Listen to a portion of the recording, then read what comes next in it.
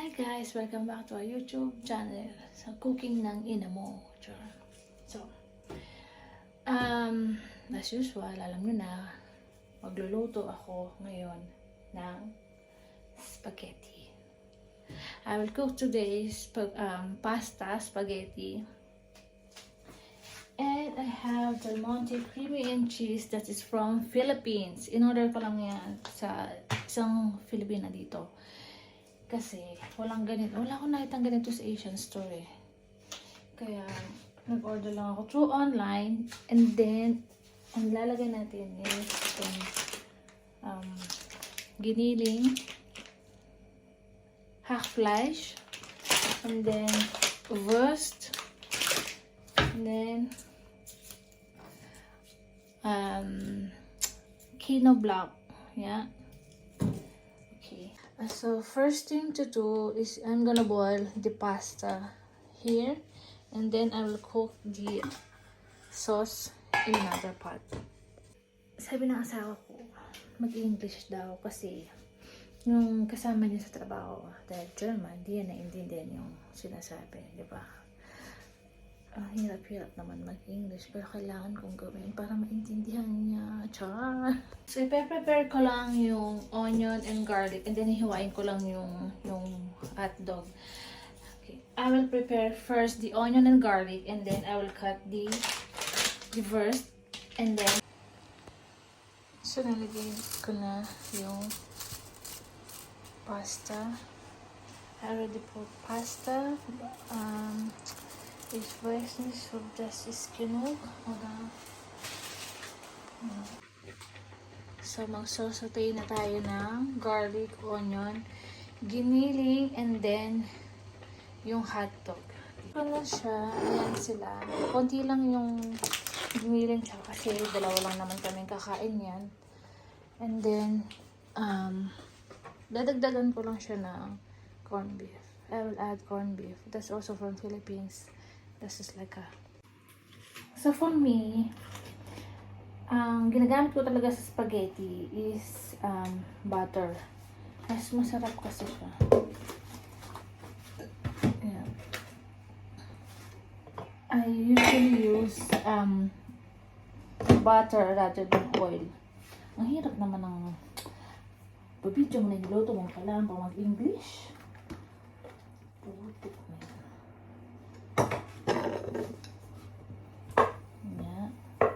Then, kailangan igisa lang naman natin yung sibuyas bago. So, ayan yung butter. Ayan, I already put butter. A lot of butter. Okay. So, sutay lang natin. Ayan. Sutay.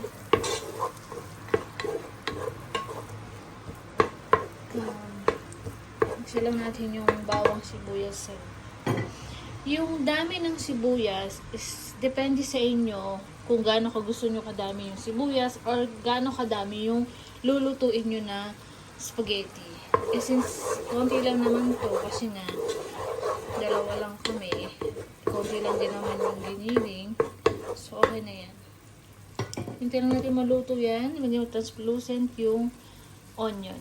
So, I already put the corned beef and the ground beef. Ilis nga ba ito? Basta.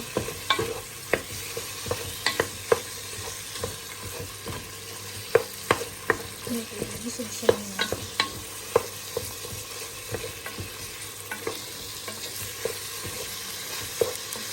Nakanis kasi yung spaghetti sa Pinas. Kaya mas gusto ko talaga, ang prefer ko talaga spaghetti sa Pilipinas kasi mas masarap yun kumpara sa tomato sauce nila dito sa Germany.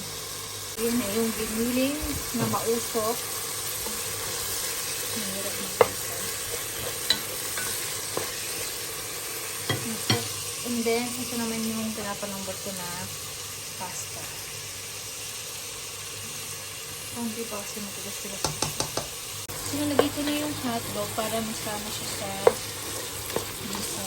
So, matutulog siya dito. Pero, syempre, mas masarap pa rin talaga yung hotdog sa Pinas. Okay, so wala tayong hotdog na gano'n. Ito na lang. Ito na lang. Ay, sako. Pinapalawag natin yung pangas. Konti pa. Lalagay ko na yung spaghetti. Sige ko na yung gino. So, lagay natin siya.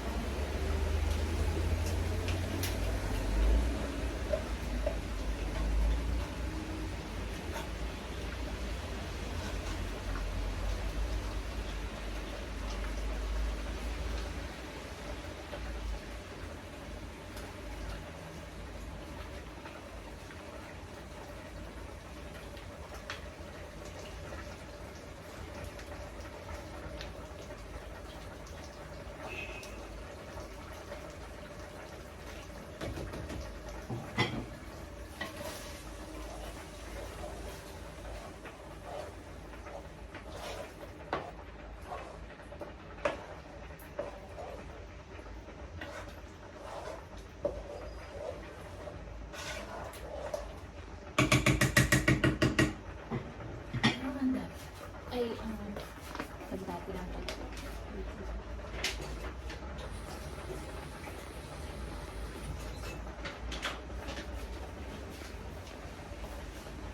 Yung ganito kalaki, na binili ko online, €8.49 siya. Siguro, mga nasa 800.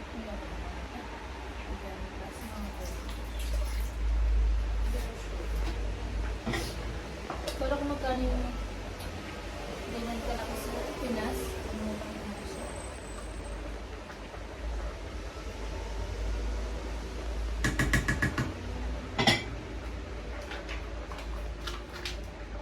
Sa online ka lang. Ay! Diba? Sa dalang-dalang.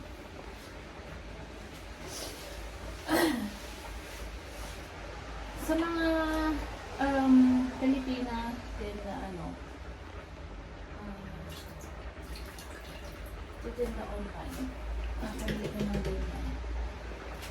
Kasi, wala ko nakita ngayon sa Asian store na bibilan ng mga Pilipinas. Ayun nga lang, mahal na lang talaga siya.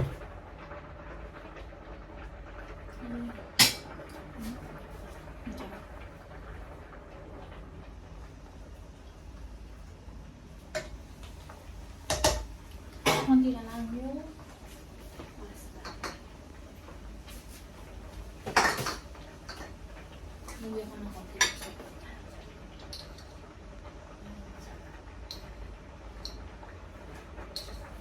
Pero usually sa Pinas, pag yung isa din yung ginagamit yung sweet style spaghetti sauce, yung short na para masang Jollibee.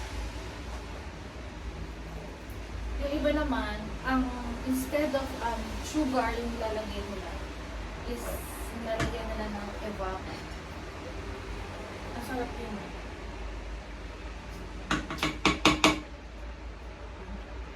Tapos na tayo yung discussion. So guys, luto na yung spaghetti. Mabilisan luto lang. Gutom na ako. So ito na yung plating natin. Kemelo. Sasara ko lang bitana, maingay. Spaghetti, isa sa mga favorite kong pagkain. Kung papipiliin mo ako ng pancit or spaghetti, syempre, spaghetti dito. Pero ano naman po kailan nyo, di ba? Charot! So ito na yung ating spaghetti sauce na nilagyan ko ng konting cheese. Talaga naman para sa akin, cheese is life. So, and then ito na yung pasta. Happy lang siya. Sa dalawa lang kami ng aking asawa. Pero siya din nagdaga. So, yun lang.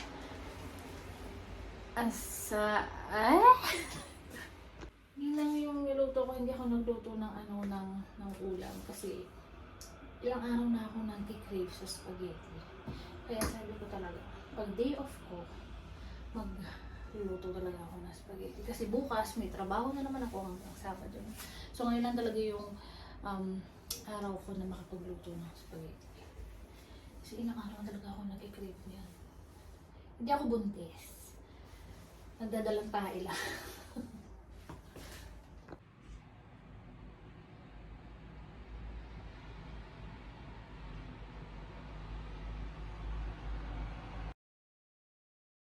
Guys, kain na tayo. Sarap ng ano ni Vanessa, parang parang Ghibli. Parang Ghibli, Jollibee. Sarap talagang kain na tayo mga kamay-friend. Sarap talagang magluto si Vanessa na ano. Ng Ghibli, ng Jollibee spaghetti.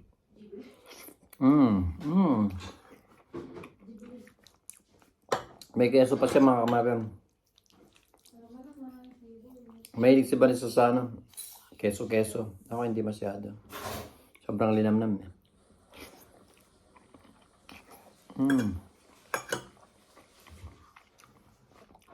Nga ma'am? Ha? Sir Leka. Banker. Sarap. Parang Ghibli? Parang Ghibli.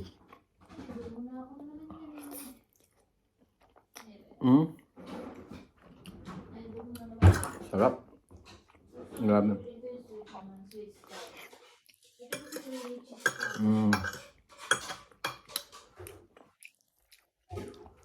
Sarap yung makamati.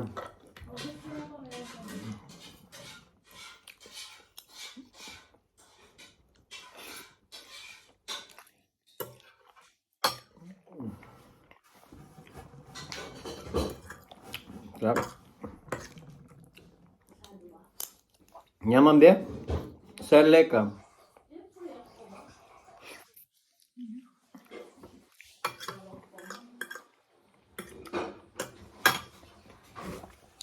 Sorry, hindi ako may sa spaghetti. Pag masarap yung spaghetti, yan gusto ko.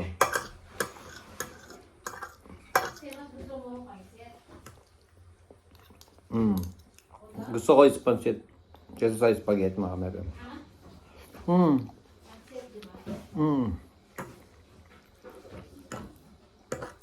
Parang pahingi pa ako sa kanya. Bakit no? I need more spaghetti.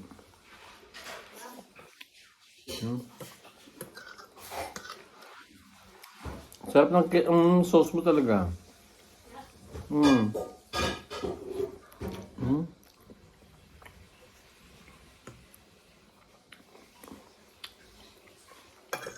Kung nandito lang si Jim, magugustuhan niya to.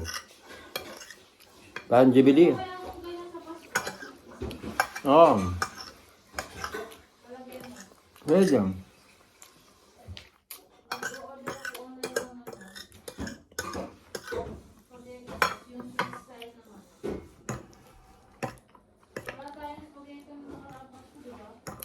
Niluto niya kanito mga kamarami. Ilang araw na niya gustong lutuin. Ilang araw na niya gustong lutuin ito mga kamarami. Kaya, yun. Dahil nakapagluto siya. At yun, makakain na ako. May baon pa ako bukas.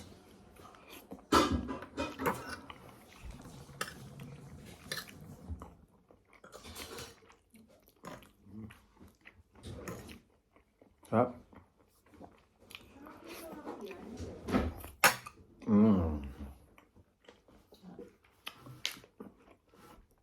Parang gusto pa ng ano. Yung noodle. Noodle at saka masarap yung makamalan. Nasama ko na lang kasi siya. Oo, nandiyan niya?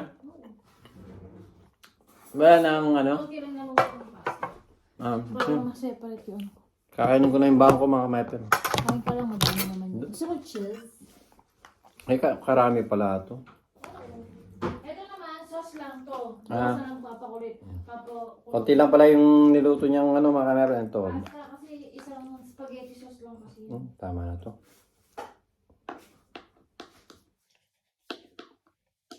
Yung niluto niya, yung kinain niya lang kanina at saka yung ngayon. Sakto lang may baon ako para bukas dahil maghapon ako. Babe, kinain ko na yung baon ko mga kamay-friend. Ito marami pa.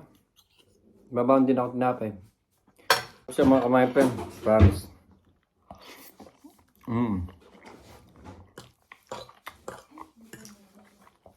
Si Benzo talaga mahilig sa ano. Mahilig talaga sa keso. Sabi pagkalinam na niya. Ako kasi hindi ako mahilig sa keso. Konti lang.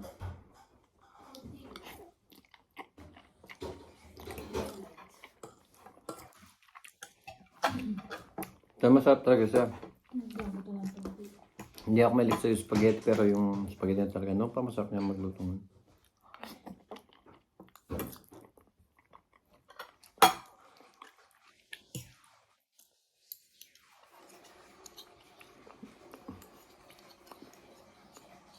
Mas mahilig ako sa sopas at saka ano, tsaka pansit mga kamapin.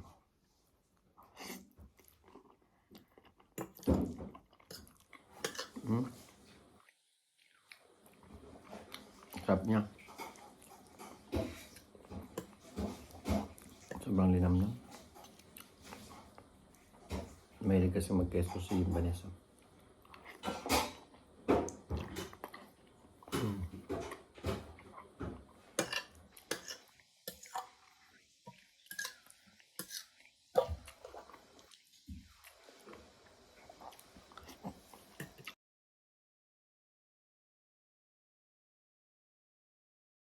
Magluto si Vanessa mga kamapin.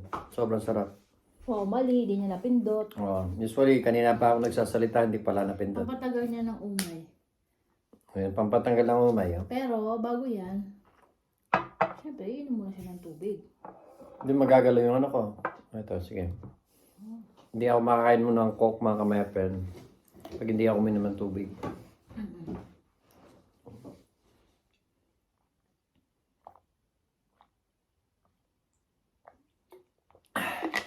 Dami. Dami. So ngayon, Nalagok. because I drink water now, ngayon, pwede na ako mag-coke.